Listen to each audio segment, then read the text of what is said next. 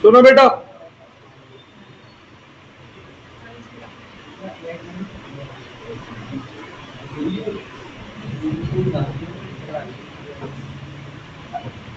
Heading लिखो market. Market में हमारे कोर्स में बहुत सारी मार्केट नहीं है, केवल एक मार्केट है, लेकिन वहां तक भी बहुत सारी और थ्योरी एक्स्ट्रा भी है। मार्केट खत्म हो गए इसमें से सारे पेन एक एक करके देते हुए। ये ले, सबसे पहले मैं कुछ एग्जाम्पल पूछ रहा हूं। हाँ जी सोनाक्षी भाई साहब, ट्रेन वगैरह में कभी सफर किया है? कभी नहीं बैठा जीवन में आज तक? जब ट्रेन में बैठते हैं तो रास्ते में कई बार क्या होता है, कोई चने बेचने वाला चढ़ जाता है, कोई खाना बेचने वाला, है ना, कभी कोई और चीज बेचने वाला। तो जैसे ही ये चने बेचने वाला ट्रेन में चढ़ा, भाई वहां पे दो चार लोगों ने उससे चने खरीदे, वो चने बेचकर अगले स्टेशन पर उतर गया। क्या ये ट्रेन मार्केट है? मार्केट है। गली मोहल्ले में एक दुकान खुल जाए आस पड़ोस में, क्या वो मार्केट है? सोच के बोलना। बायर और सेलर दोनों है ना, बायर और सेलर दोनों है ना। हाँ जी मार्केट है वो। फोन से मैं किसी को कॉल करके कोई सामान बुक कर दूं तो क्या ये फोन मेरा मार्केट है? ये सब मार्केट है। मार्केट का मतलब कभी भी एक पर्टिकुलर प्लेस नहीं होता है, ठीक है। Market doesn't means that particular place only। Market का मतलब केवल प्लेस नहीं है। मार्केट का मतलब क्या है? Market means any place, system,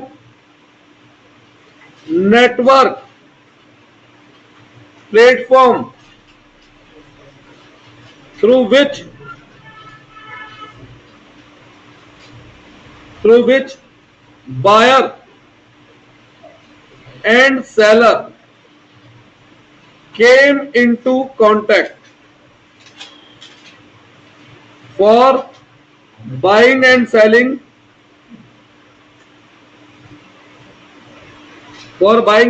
a commodity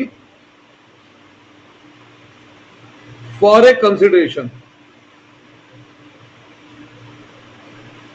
अब जैसे फॉर एग्जाम्पल मेरे ट्यूशन के बाहर कोई पूरी सब्जी का ठेला लगा के खड़ा हो जाता है, ठीक है, और कोई उससे पूरी सब्जी खाता है, तो वो उस समय पर वो मार्केट है। क्यों? बायर है, सेलर है, प्रोडक्ट है, प्राइस है। मेरे कोचिंग के बाहर कोई ठेले पर भंडारा कर रहा है और पूरी सब्जी दे रहा है, तो ये मार्केट नहीं है। क्यों नहीं है? क्योंकि कोई प्राइस नहीं है। तो मार्केट के लिए क्या क्या चीजें जरूरी होती है? पहला, बायर होना चाहिए, सेलर भी होना चाहिए, कमोडिटी भी होनी चाहिए और प्राइस भी होना चाहिए। जब ये सारी चीज आपस में मिलती है तो कहा जाता है कि ये मार्केट है, अदरवाइज ये मार्केट नहीं। कोई डाउट है इसमें? सर्विस मिलने का मार्केट ही नहीं। मार्केट है। कमोडिटी एंड बेटा, गुड्स एंड कमोडिटी या कमोडिटी एंड सर्विस इकोनॉमिक में एक ही मानते हैं ना हम। हमें आप पढ़ा रहे हो ये मार्केट है, ठीक है। बायर, सेलर, कमोडिटी और प्राइस, ये क्या है? मार्केट है। अब खाना तो होटल में मिलता है, खाना घर पे भी, तो घर को मार्केट क्यों नहीं कहा गया? वहां प्राइस नहीं है ना, तो वो इकोनॉमिक एक्टिविटी नहीं कहलाई घर का खाना, इसलिए वो मार्केट नहीं कहलाया। अब मार्केट कितने टाइप की होती है? वैसे मार्केट तो 5-6 तरीके की होती है वैसे तो, पर कॉमन यूज 4 नाम है। मैं चारों नाम बता रहा हूं, लेकिन पढ़ाऊंगा एक ही, क्योंकि कोर्स में एक ही है। पहली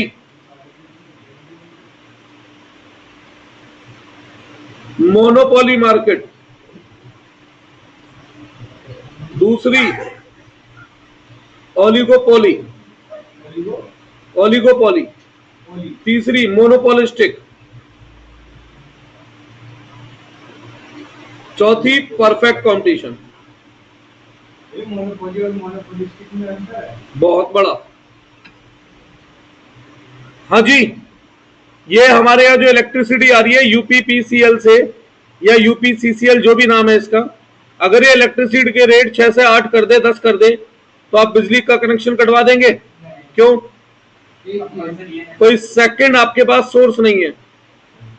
ठीक है, कोलगेट का पेस्ट वाले अगर कोलगेट के पेस्ट की कीमत डबल कर दें, तो क्या आप कोलगेट को स्विच करके दूसरा पेस्ट ले लेंगे? क्योंकि आपके पास ऑप्शन है। मोनोपोली में कोई ऑप्शन ही नहीं है, और मोनोपोलिस्टिक में बहुत सारी ऑप्शन है।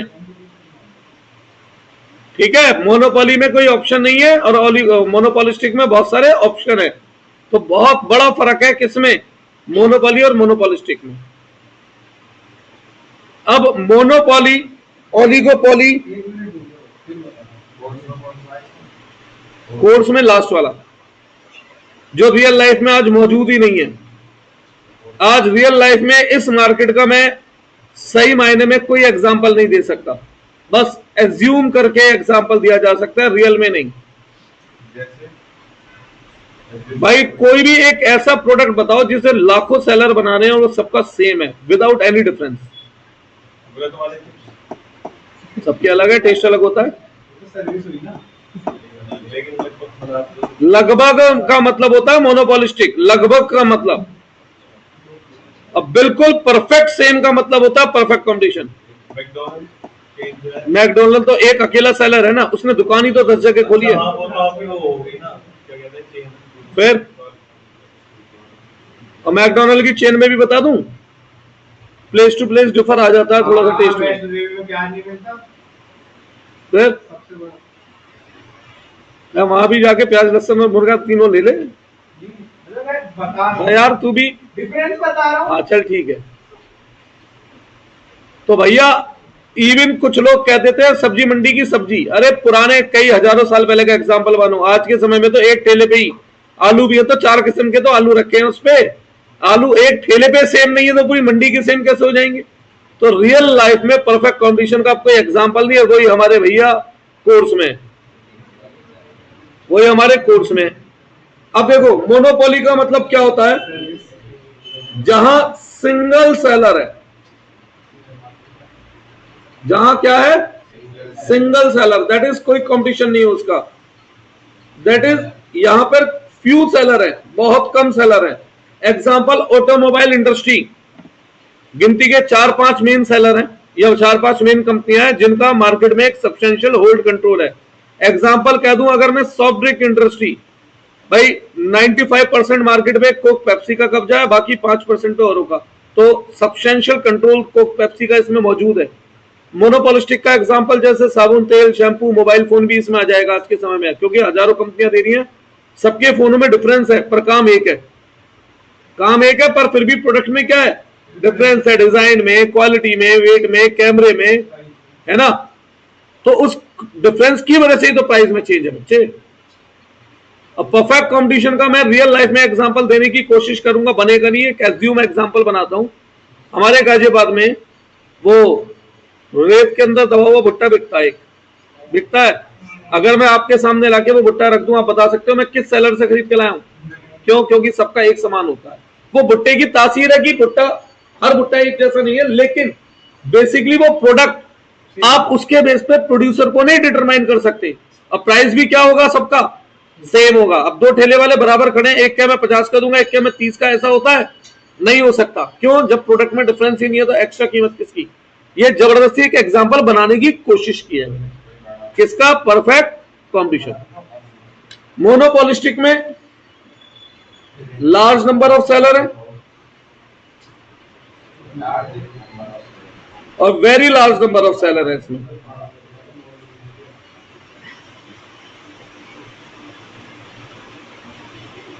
ठीक है, क्योंकि यहां सिंगल सेलर है तो यहां पर क्या है?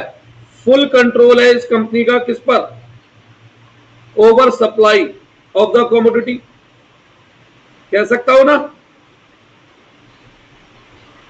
यहां पर क्योंकि फ्यू सेलर है तो सब्सटेंशियल कंट्रोल है। सब्सटेंशियल का मतलब ये नहीं पूरा, पर सब्सटेंशियल का मतलब एक नोटिसेबल।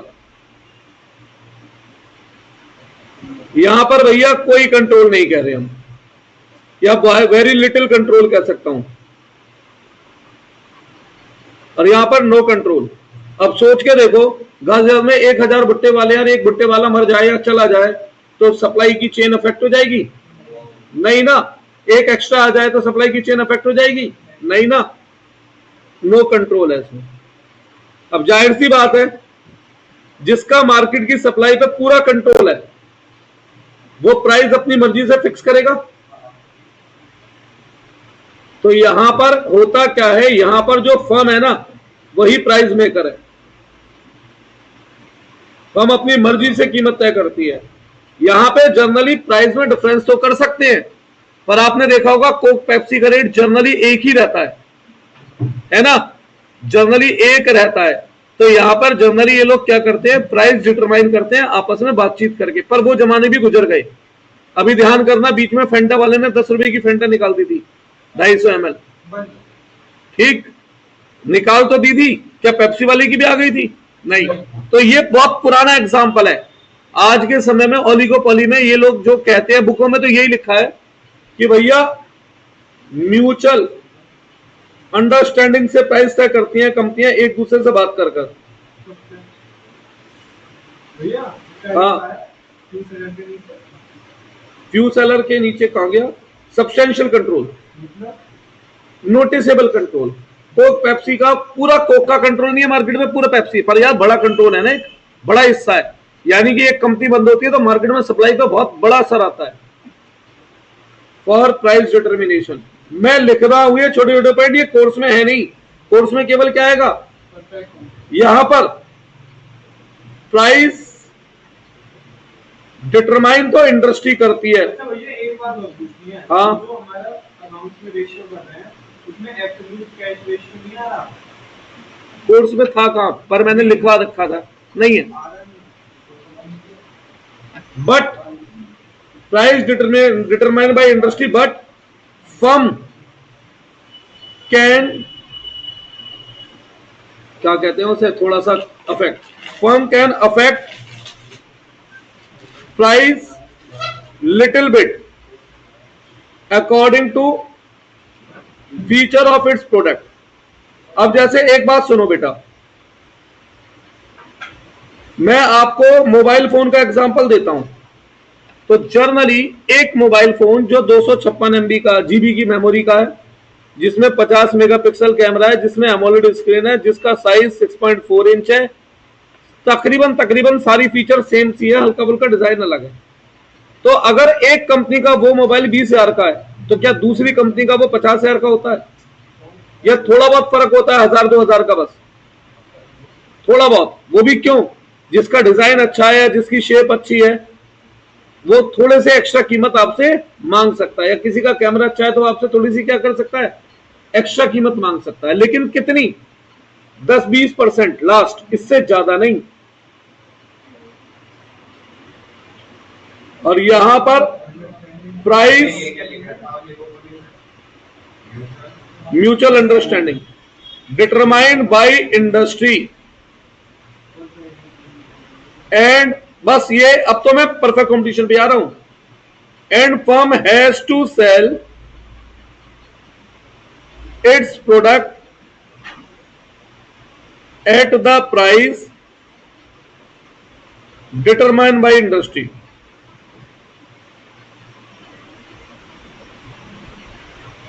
भाई आज के समय में तो आटा देखो, आज से कई साल पीछे जाऊं ना तो 100 एग्जाम्पल थे परफेक्ट कंपटीशन के। गेहूं कोई ब्रांडिंग नहीं, मतलब जब से ब्रांडिंग आई है तब से परफेक्ट कंपटीशन खत्म हो गया। अदरवाइज फल सब्जी गेहूं दाल चावल आटा, इनमें क्या ब्रांडिंग थी? सीमेंट भी पहले बिना ब्रांड के आते थे, ईंटों में भी कोई ब्रांडिंग नहीं होती थी। तो ईंटों का मार्केट प्राइस सेम होता था, किसी से उठा लो कहीं से उठा लो। इसमें मैंने लिखा है कंट्रोल ओवर सप्लाई, तो वेरी लिटिल और नो कंट्रोल। अरे मैं साफ लिख दूंगा, मैं पेन बदल रहा हूं, रुक जाओ।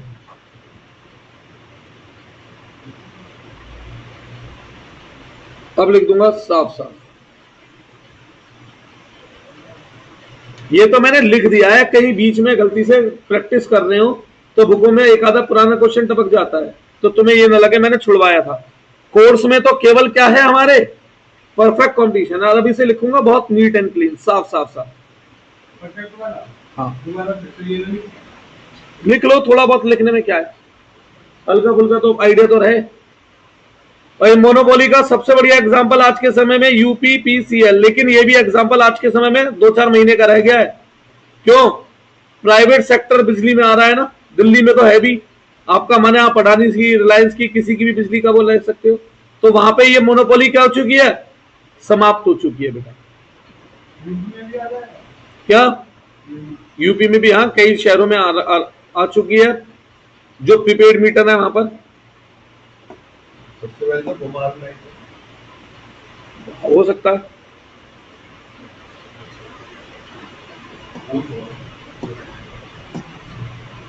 तो आज की लाइफ में तो केवल दो ही मार्केट रियल लाइफ में एग्जिस्ट करती हैं, ओलिगोपोली और मोनोपोलिस्टिक, बस। भाई ओलिगोपोली में जैसे स्टील फर्म, हाँ मोनोपोली का एक एग्जांपल दे सकता हूं वैसे मैं इंडिया में आज भी। दूसरा ऑयल रिफाइनरी केवल रिलायंस के पास है, लेकिन स्टील भी आज से कई सालों पहले हो सकता था, केवल टाटा थी उसमें। 8 लाख करोड़ का इंडिया का कंपटीशन किसने? जो आपका उसके अंडर है, गवर्नमेंट के अंडर है, 8 लाख करोड़ का। क्या?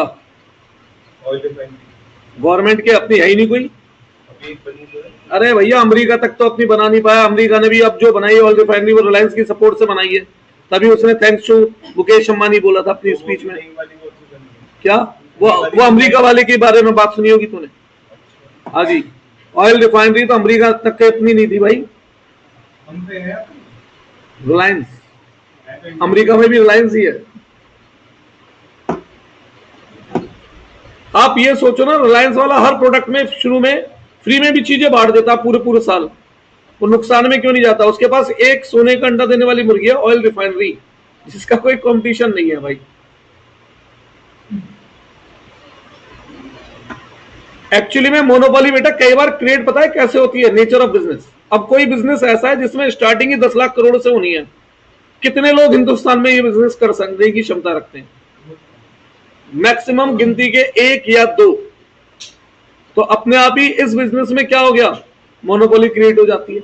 अब वो दोनों भी क्या तय कर लेते हैं, तय कि हम कंपटीशन नहीं कर रहे, तू ये बना मैं ये बना रहा हूं, जिससे कि तू भी महंगा बेच मैं भी। अगर कंपटीशन करेंगे तो दोनों को क्या करना पड़ेगा, प्राइस भाव, है ना? हाँ, इसीलिए मोनोपोली क्रिएट करी जा सकती है, पर फिलहाल हम लोगों की नॉलेज में मोनोपोली का कोई रियल एग्जांपल नहीं बनता। पर है कुछ चीजें जैसे सीडीएसएल, अरे वो जो स्टॉक मार्केट को पूरा वो करती है कंट्रोल, है ना? आज से कई साल पहले example IGL, CNG.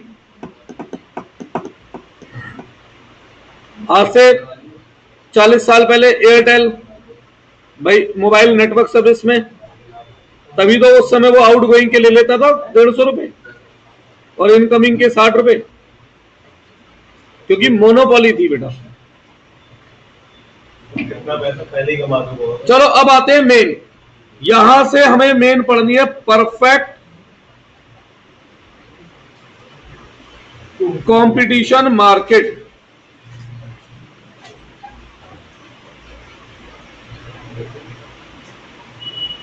Perfect competition market, सही है? पढ़ें क्या?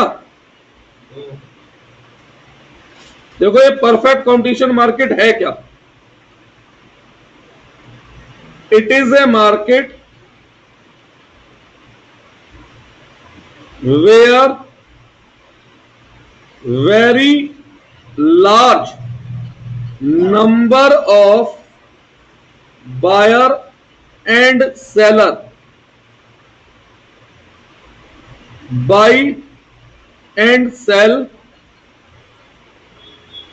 a homogeneous commodity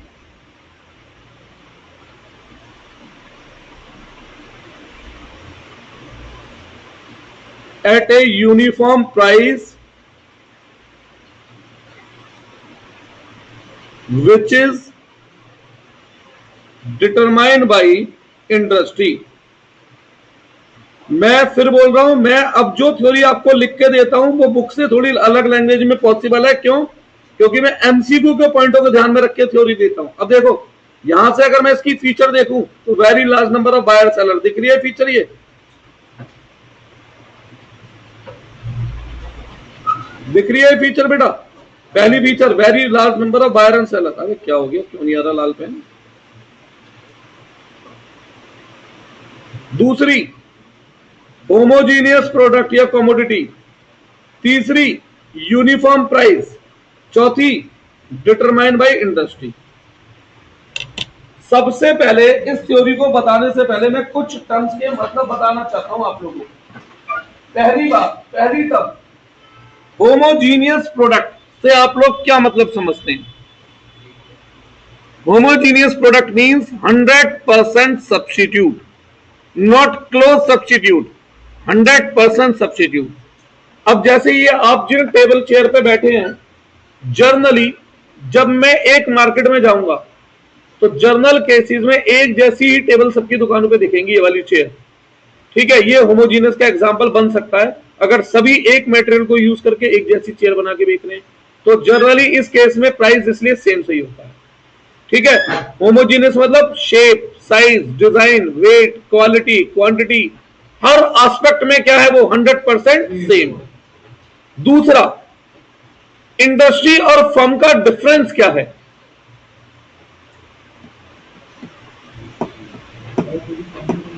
तुम्हारे बिजनेस का नाम क्या है भाई सिंगल साहब? भाई क्या नाम, क्या क्या नाम है? क्या?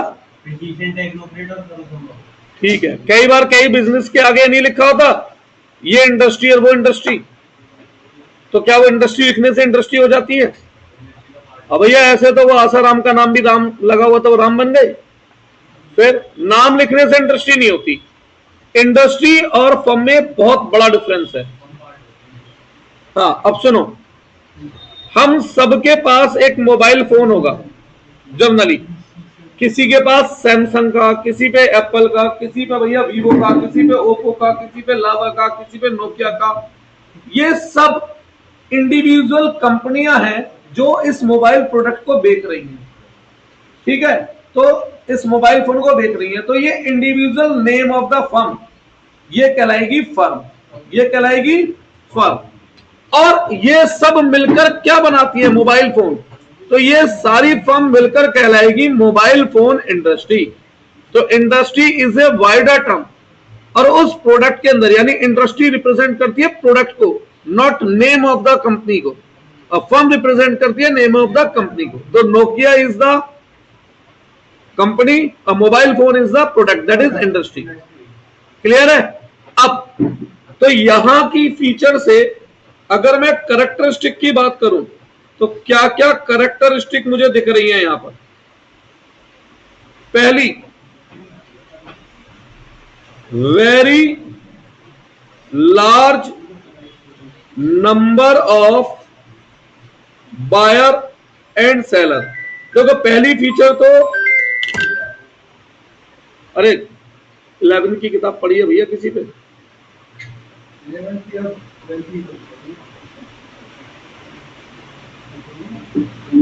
ये नहीं पड़ेगी किसी से। Very large number of buyer and seller, सही है। देखो very large number of buyer तो कायदे में देखा जाए तो यार ये तो भारत की फीचर है। अब भीड़ कितनी है, आबादी इतनी है, साला कुछ भी देख लो, हर चीज के खरीदार बहुत सारे हैं, ठीक।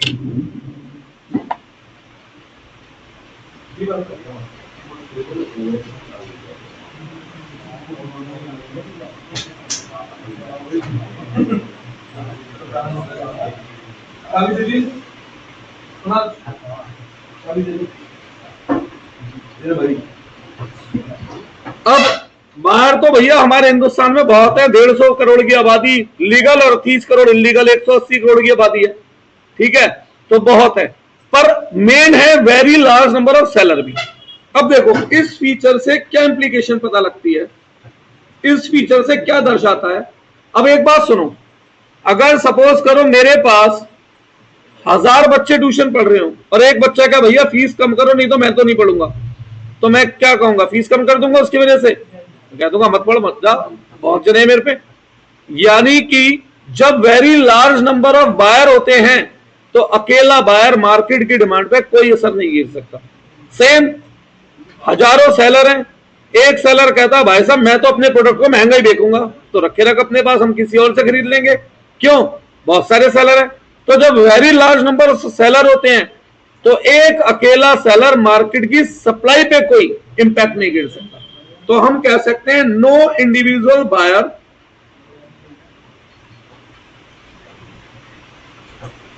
और seller could affect market demand और सप्लाई। तो अकेला बायर और सेलर क्या मार्केट की डिमांड सप्लाई पे असर गिर सकता है, नहीं। तो इसकी इंप्लीकेशन मतलब इससे क्या नतीजा निकलता है, buyer has to buy product at uniform price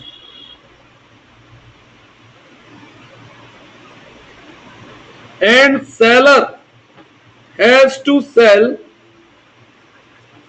product at uniform price. मतलब जो मार्केट में प्राइस चल रहा है उसी प्राइस पे बायर को माल खरीदना पड़ेगा और उसी प्राइस पे सेलर को माल बेचना पड़ेगा। यानी कि बायर या सेलर प्राइस पे कोई असर नहीं डाल सकते, बायर और सेलर प्राइस पे कोई असर नहीं गिर सकते। दूसरी फीचर होमोजीनियस प्रोडक्ट।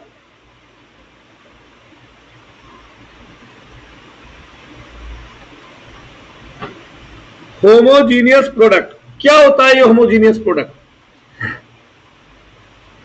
अभी बताया था ना मैंने भाई, जब डिजाइन, वेट, शेप, क्वालिटी, मतलब and every aspect of product are same.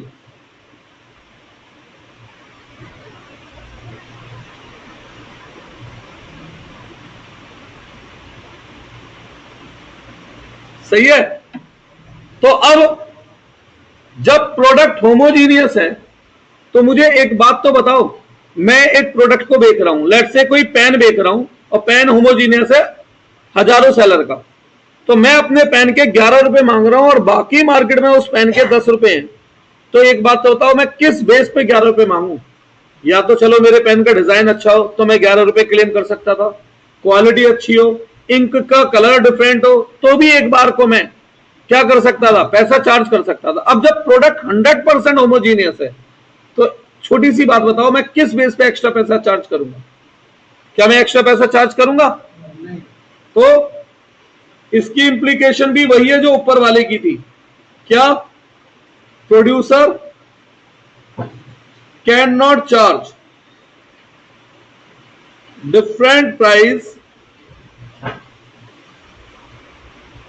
For its product. वो अपने प्रोडक्ट की अलग कीमत नहीं चार्ज कर सकता। थर्ड,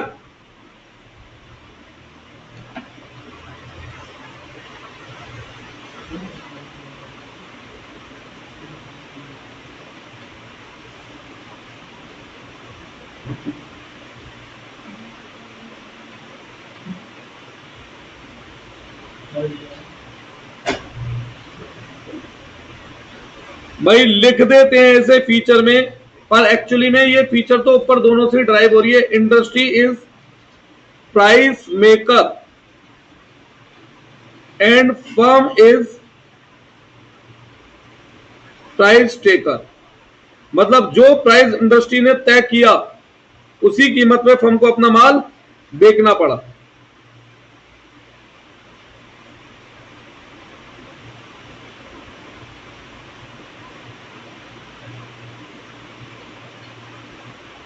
अब इंडस्ट्री प्राइस तय कहां करती है पता है आपको?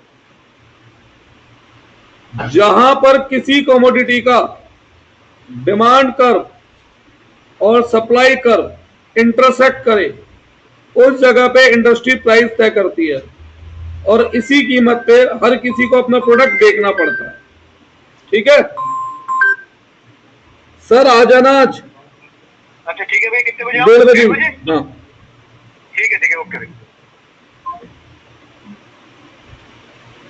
तो इसमें मैं और लिखवाई कर सकता हूं वन मार्कर के हिसाब से। 4th point, free entry and exit.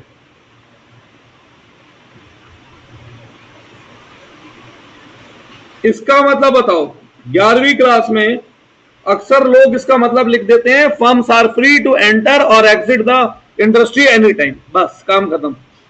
अरे इसका मीनिंग क्या है, ये कहना क्या चाहता है एंट्री एग्जिट से, मतलब क्या कहता है वो, इससे क्या कहना चाहता है? अब सुनो, एक एग्जांपल देता हूं भाई, वही रेत का भुट्टा बेचने वाला एग्जांपल दे रहा हूं। उस रेत को भुट्टे को बेचने वाले हमारे यहां पर 1000 ठेले हैं, ठीक है? तो भैया इस वक्त उस रेत के भुट्टे की कीमत तय है 20 रुपए, 1000 ठेले। अब हुआ क्या कि रेत के भुट्टे को बेचने में प्रॉफिट ज्यादा होता है। क्या होता है? प्रॉफिट ज्यादा होता है। लेट से एक भुट्टे में 20 रुपए का बेच रहे हैं, 8 रुपए बच रहे हैं। तो जो और लोग बाकी ठेला लगा रहे हैं किसी और प्रोडक्ट का, उन्हें क्या लगेगा, यार जिस काम में मार्जिन ज्यादा है वही काम करो ना, दूसरे प्रोडक्ट क्यों बेचे ठेले पे? तो नए नए बहुत सारे और ठेले वाले अपने दूसरे प्रोडक्ट को बंद करके वो भी इस भुट्टे के काम में आ जाते हैं। तो अब इससे क्या होगा, नंबर ऑफ सेलर बहुत सारे बढ़ जाएंगे। जब नंबर ऑफ सेलर प्रोड्यूसर बढ़ जाएंगे तो सप्लाई बढ़ेगी, और सप्लाई बढ़ेगी तो प्राइस क्या होगा, गिरेगा।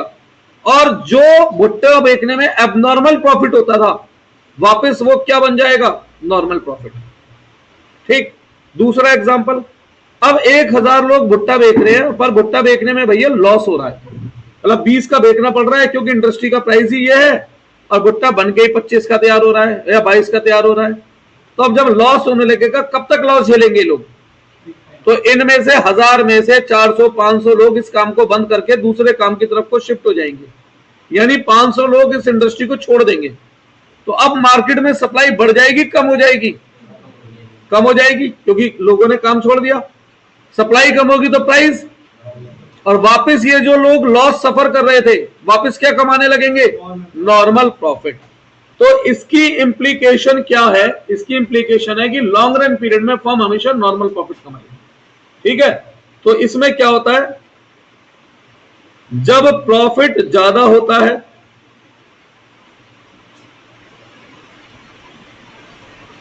तो न्यू फर्म्स मार्केट में एंटर कर जाती हैं,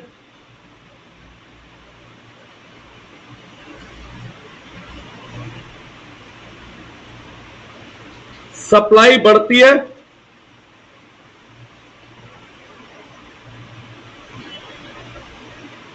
प्राइस गिरता है फिर, है ना, क्योंकि सप्लाई बढ़ी है। प्राइस में और सप्लाई में कैसा रिलेशन है, डायरेक्ट। पर सप्लाई और प्राइस में कैसा रिलेशन है, इनवर्स। कई बार बता चुका हूं ये बात। प्राइस गिरता है जिसकी वजह से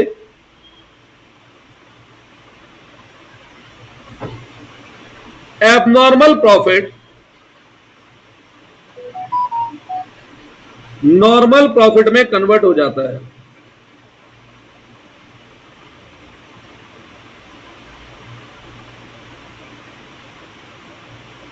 एंड वाइस वर्सा लिखूं या पूरी लाइन दोबारा लिखूं? जब प्रॉफिट लॉस होता है, चलो लिख ही देता हूं। जब लॉस होता है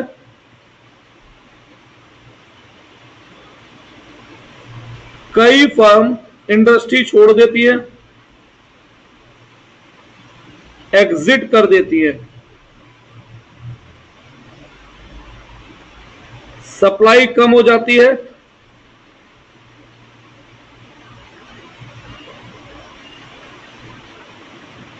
प्राइस बढ़ जाता है।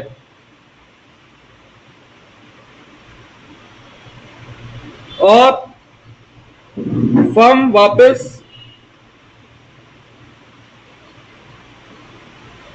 नॉर्मल प्रॉफिट कमाती है।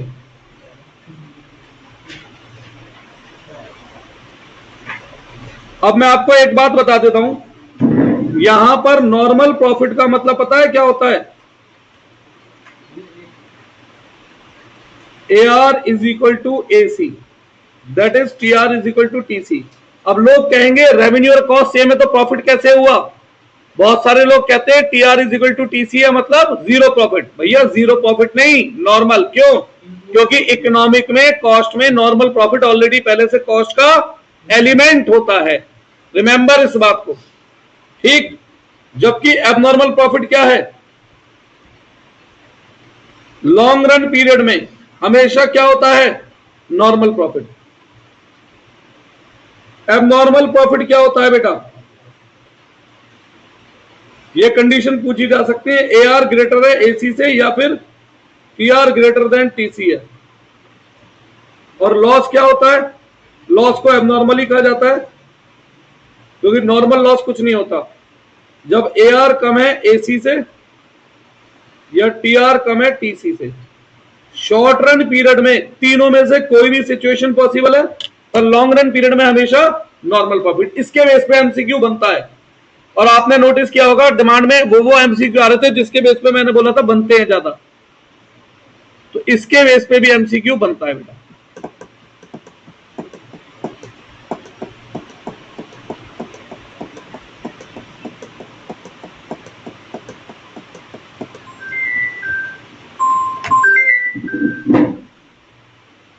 हेलो जी सर, जी सर।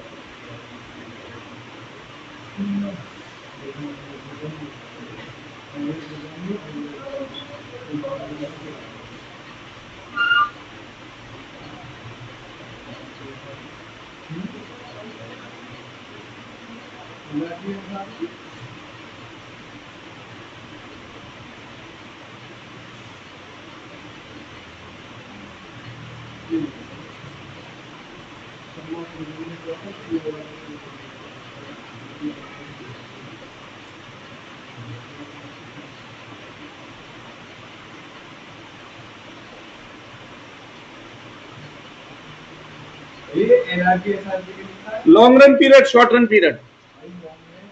अरे कई बार MCQ में भी लिखा दिख सकता है इधर को इसी उसमें।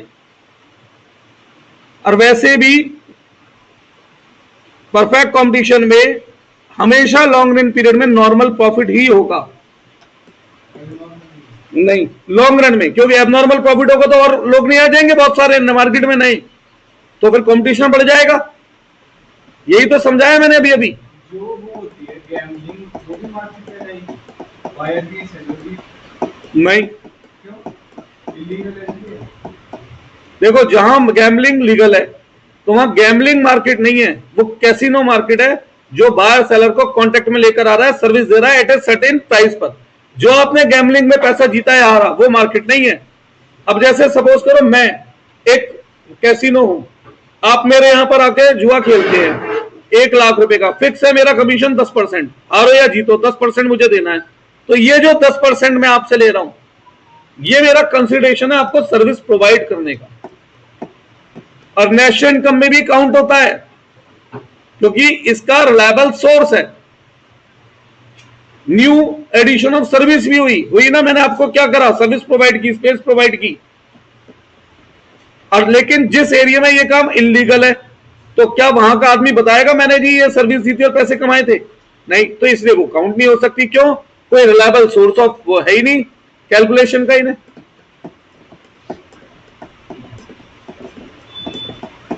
पता नहीं भाई देश के कानून क्या है, हर राज्य के अलग कानून।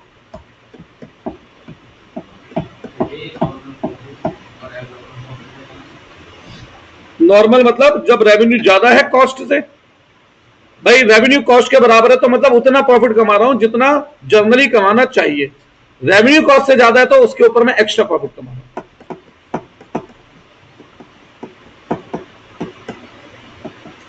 अब AR बढ़ा है AC से। इन शॉर्ट अगर इसी चीज को MCQ में पूछ ले ग्राफ के बेस पर तो क्या हो गया, AR ऊपर है AC नीचे है, इसका मतलब ये हुआ ना बेटा अगर आप कहेंगे तो मैं इसका डायग्राम बना दूंगा, लेकिन मुझे कोई सेंस नहीं लगता वन मार्कर में इतना डीप में जाने का। ये इन शब्दों से पकड़ना ज्यादा बेहतर है। आगे बढ़ते हैं। ये चौथी फीचर थी।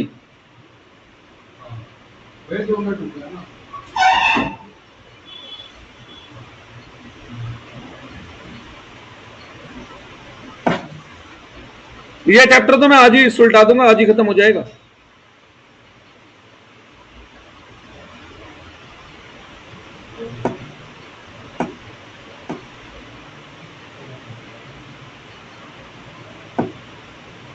फिर आज शाम को इसमें वो गिरता हूं, न्यूमेरिकल, वो एमसीक्यू।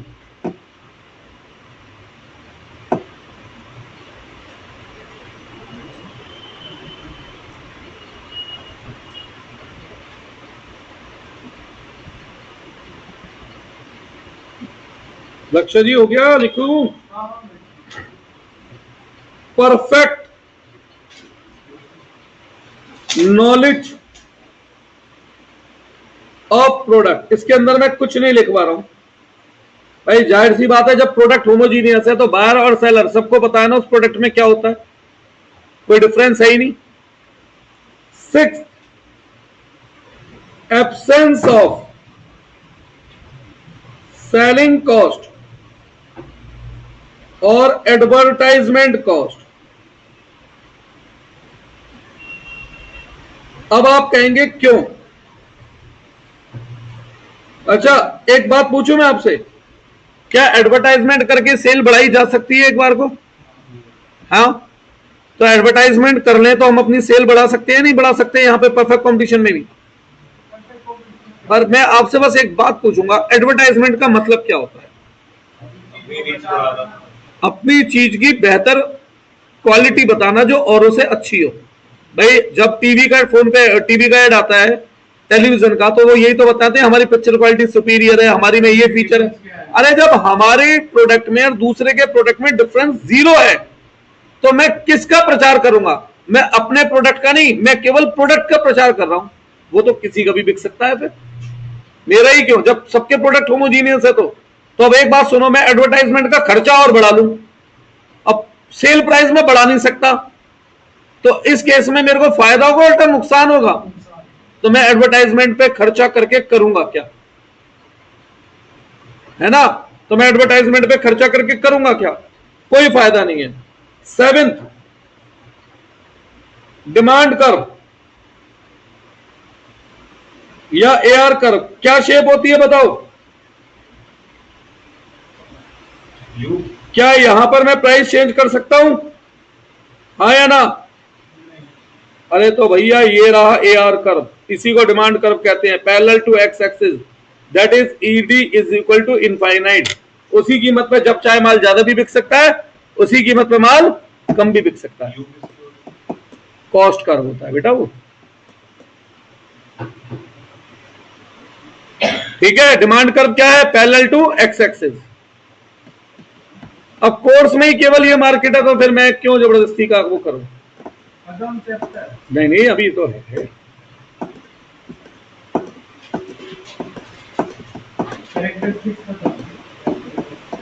दस मिनट में मैं फ्री कर दूंगा इस चैप्टर से, और आपके सारे एमसीक्यू भी हो जाएंगे। एडी कहां है? एआर कर्व,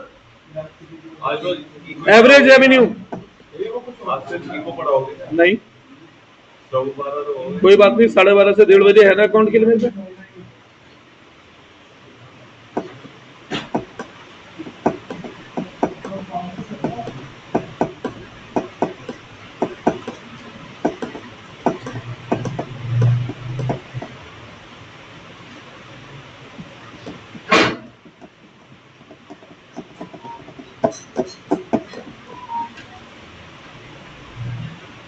अब आज कौन कौन है छुट्टी पे? अभी इको में है कोई?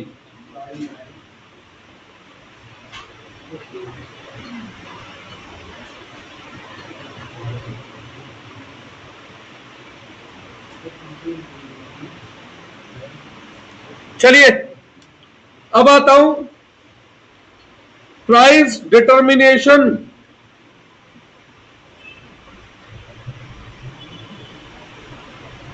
Under perfect competition. थोड़ा सा लंबा टॉपिक है और इसी को कह देते हैं इक्विलिब्रियम प्राइस। ढंग से ध्यान दे लेना इस टॉपिक पे, क्योंकि ये टॉपिक एक जगह और पढ़ेंगे। आप पता है कहां पर? फॉरेन एक्सचेंज में। Foreign exchange rate, floating exchange rate. भाई इंडस्ट्री किसी भी प्रोडक्ट की कीमत कहां तय कर देगी? जहां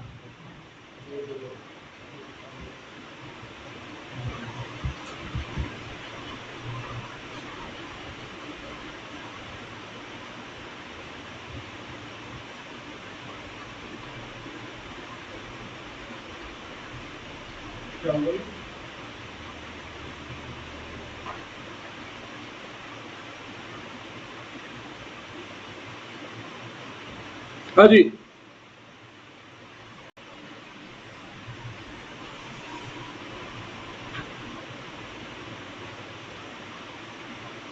ये डिमांड कर्व, ये सप्लाई कर्व।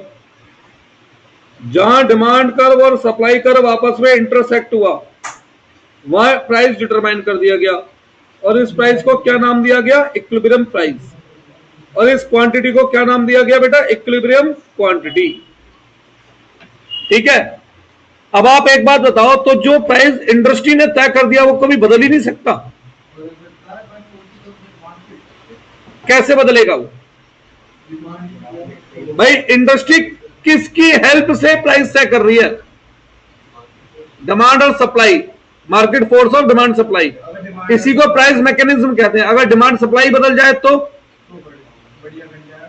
है ना। तो अगला टॉपिक इसी में है, impact of change in demand. क्या चीज? अभी तो ये टॉपिक पढ़ाना है मुझे, ये तो मैंने हल्का सा ऐसे ही बोला था, अब तो पढ़ाना है बेटा।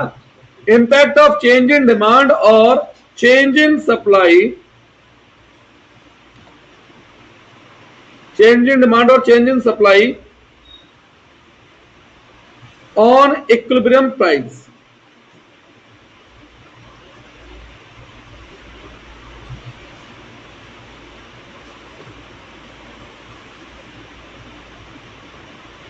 ठीक है। अब पहले तो ये बताओ, डिमांड चेंज क्यों होती थी? चेंज इन डिमांड का रीजन क्या था? बताओ। प्राइस गिरना, fall in price of commodity. दो फैक्टर है ना भैया। हाँ तो ये भी था, नहीं था? ये बिल्कुल भी नहीं था। अबे भैया चेंज इन डिमांड लिखा है, चेंज इन क्वांटिटी डिमांड नहीं लिखा है। हाँ जी, चेंज इन डिमांड लिखा है, चेंज इन क्वांटिटी डिमांड नहीं लिखा है। यही तो बात है, एमसीक्यू में यही तो पॉइंट में कंफ्यूज कर देते हैं। लगता है सारे पॉइंट सही है भाई, तो यह बात ध्यान देने की है। Change in demand, not change in quantity demand. तो इसके रीजन क्या थे? Change in price of related good, यही था ना। इसके रीजन क्या थे? Change in income of consumer. तो ये वाले पॉइंट ध्यान रखना, एमसीक्यू में इन्हीं से ही पता लगेगा। पता लगे फिर वही गड़बड़ हो। तीसरा, टेस्ट एंड प्रेफरेंस। चौथा,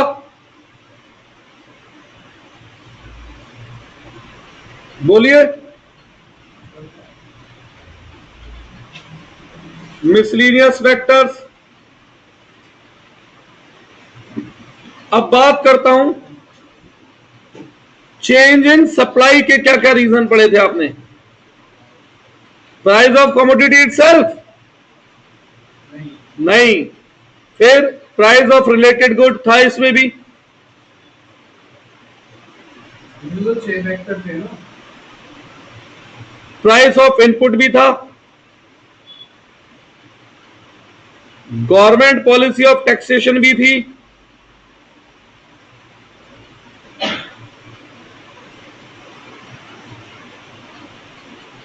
चेंज इन टेक्निक भी था,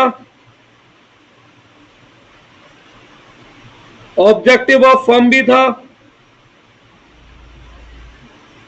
पढ़े थे ना ये सब हमने, और मिसलिनियस फैक्टर था। अब ये बात ध्यान देनी है आपको एमसीक्यू पढ़ते वक्त, ये वाला टॉपिक सबसे ज्यादा काम आएगा, change in demand versus change in quantity demand, या change in supply versus change in quantity supply. ये इस चैप्टर में भी बहुत काम आएगा, एमसीक्यू में बेटा।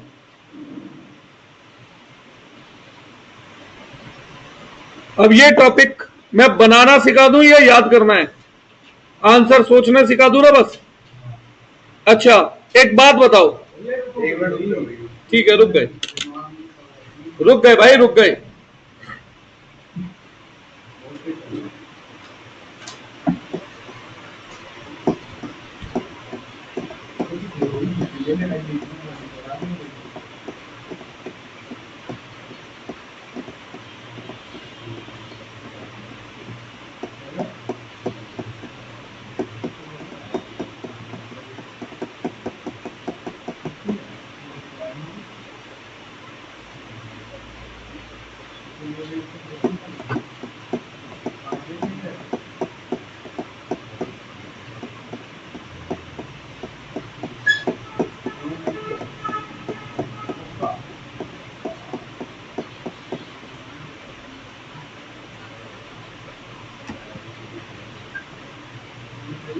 भाई जिसने भी रोका है, जब काम हो जाए बता देना।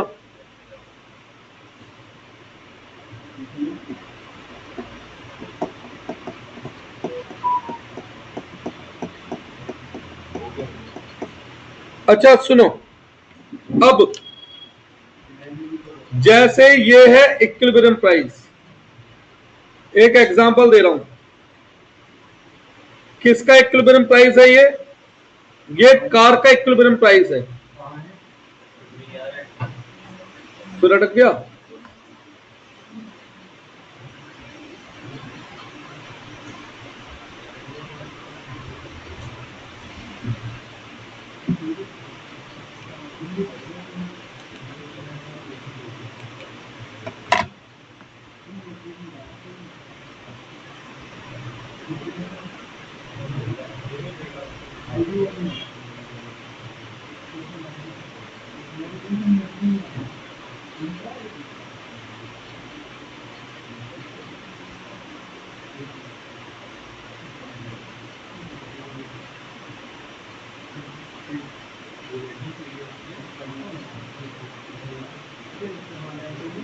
हाँ जी, ये इक्विलिब्रियम प्राइस है कार का।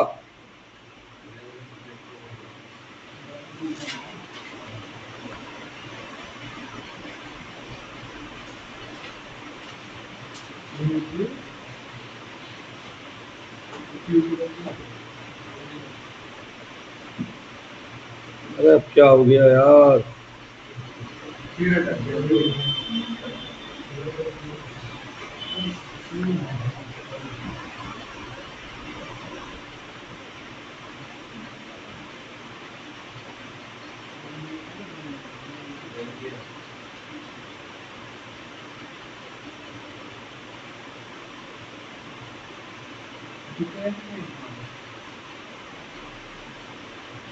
जीवन में दोबारा इस कंपनी का प्रोडक्ट नहीं लूंगा। ये सर नॉट रिस्पॉन्डिंग, अगर एक बार रीस्टार्ट करना फाइनल है।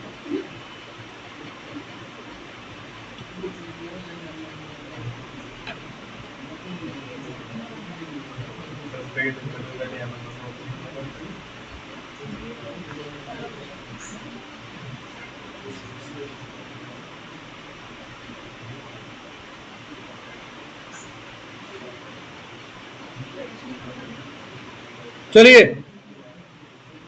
आइए, ये डिमांड और ये इक्विलिब्रियम प्राइस है कार का। अब मैं आपसे बोलता हूं प्राइस ऑफ पेट्रोल बढ़ गया, तो पहले बताओ ये किसका फैक्टर है? ये कार और पेट्रोल का बना रहे हैं। हाँ नहीं, अदर फैक्टर तो है, डिमांड का फैक्टर है, ये सप्लाई का फैक्टर है। कैसे? सप्लाई में कौन से सेलिंग करेगा इसे? सप्लाई में कैसे रिलेटेड गुड? रिलेटेड गुड का मतलब मैंने क्या बताया था सप्लाई में? The other commodity which the producer sold. क्या कार वाले पेट्रोल भी बेचता है? फिर तो ये बना कॉम्प्लीमेंट्री गुड्स। तो ये किसका फैक्टर है? डिमांड का। पहले यही नहीं पहचानोगे तो हमें पता कैसे लगेगी कि किसके कर्व चेंज करना है। अब जब पेट्रोल सस्ता होगा तो कार की डिमांड बढ़ेगी कम होगी? जब डिमांड बढ़ती है अदर फैक्टर से तो डिमांड कर्व किधर शिफ्ट होता था? राइट में। तो बताओ नया इक्विलिब्रियम प्राइस पर क्या असर दिख रहा है? इक्विलिब्रियम प्राइस बढ़ गया। ऐसे आंसर सोचने हैं। जैसे एक और एग्जांपल देता हूं, ये तो समझने वाली चीज है, ये नोट करने वाली नहीं है, ये सुनो ध्यान से। ये डिमांड, ये सप्लाई।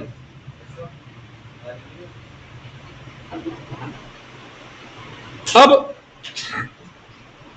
आलू महंगे हो जाते हैं तो पहले बात बताओ, तो अगर आलू महंगा होता है तो समोसे के इक्विलिब्रियम प्राइस पे क्या असर पड़ेगा? क्वेश्चन ये है, आलू और समोसे में क्या रिलेशन है?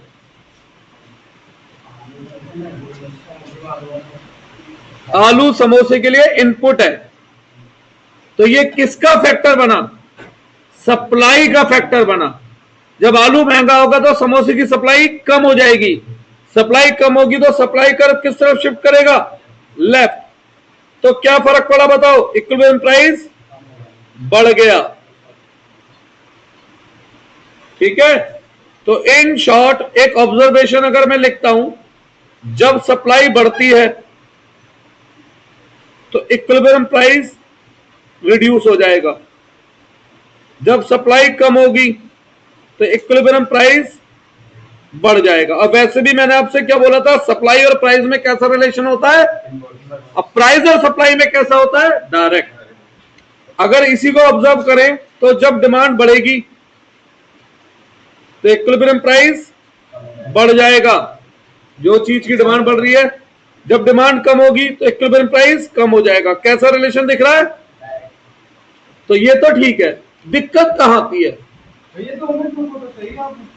ये समझने वाली है। इसे क्या नोट करेगा? डायग्राम से क्या पता लगेगी तुझे? ये नोट कर ले।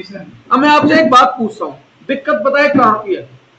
सप्लाई बढ़ती है तो प्राइस को गिरा रही है, डिमांड बढ़ रही है तो प्राइस को बढ़ा रही है, यही है ना? अब डिमांड और सप्लाई अगर एक साथ बढ़ जाए तब क्या होगा?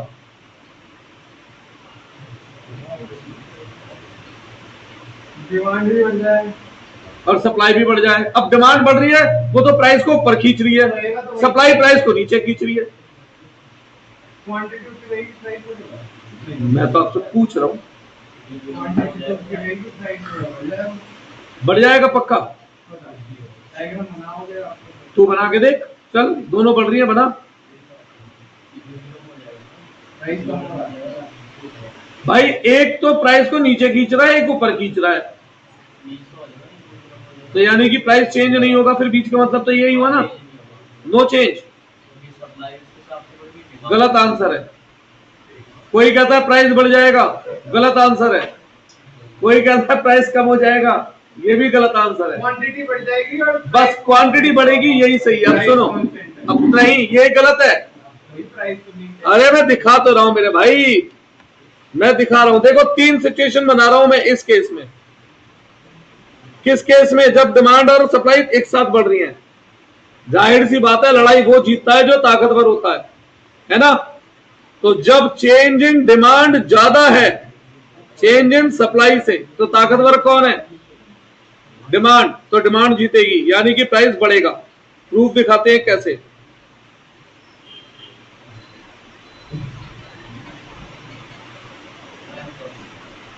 ये हमारा इक्विलिब्रियम प्राइस था और ये हमारी इक्विलिब्रियम क्वांटिटी थी पहली। अब ध्यान देना, चेंज इन डिमांड ज्यादा है और चेंज इन सप्लाई कम है, तो क्वांटिटी तो बढ़ रही है पर प्राइस भी बढ़ रहा है। क्योंकि भैया मजबूत पक्ष जीतता है। यहां पे मजबूत पक्ष किसका है? डिमांड का। अगर चेंज इन डिमांड कम है, चेंज इन सप्लाई ज्यादा है, अब मजबूत पक्ष किसका है? सप्लाई का। तो सप्लाई प्राइस को गिरा रहा है, तो क्या होगा बताओ, अब कौन जीतेगा? सप्लाई। ये था इक्विलिब्रियम प्राइस और ये थी इक्विलिब्रियम क्वांटिटी। चलिए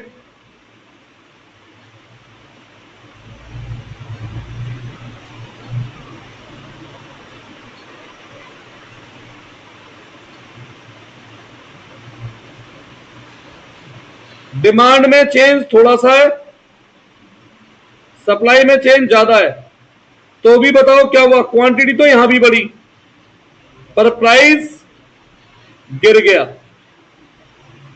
जब change in demand, change in demand बराबर है चेंज इन सप्लाई के, तो अब कौन जीतेगा जंग? अब कोई भी नहीं जीतेगा। जितना डिमांड प्राइस को बढ़ाएगा उतना ही प्राइस ये गिराएगा, तो प्राइस में कोई चेंज आना चाहिए नहीं। ये इक्विलिब्रियम प्राइस और ये इक्विलिब्रियम क्वांटिटी। अब देखते हैं,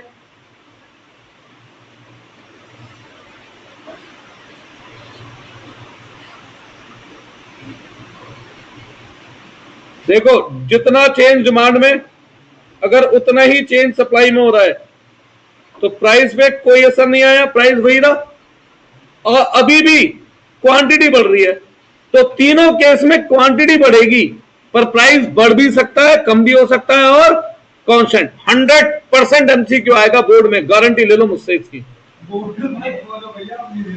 बोर्ड कह रहा हूं सीयूटी में 100% क्वेश्चन आएगा। हाँ मतलब ये इस केस में कि when there is simultaneously increase in demand and supply both, then point number A, price will rise and quantity rise, price will fall, quantity rise, price remain constant, quantity rise, और B option, price may be change or may not change but quantity will rise, तो answer बना D। ठीक है, इस base पर 100%। ऐसे ही अगर decrease का हो तो कर पाएंगे ना, उसमें क्या होगा? आखिरी में ध्यान से देख, डिमांड और सप्लाई बराबर चेंज हुई है तो प्राइस में तो फर्क नहीं पड़ा, पर क्वांटिटी तो अब भी बढ़ी है ना। सेम ऐसा ही क्या डिक्रीज के केस में कर लेंगे?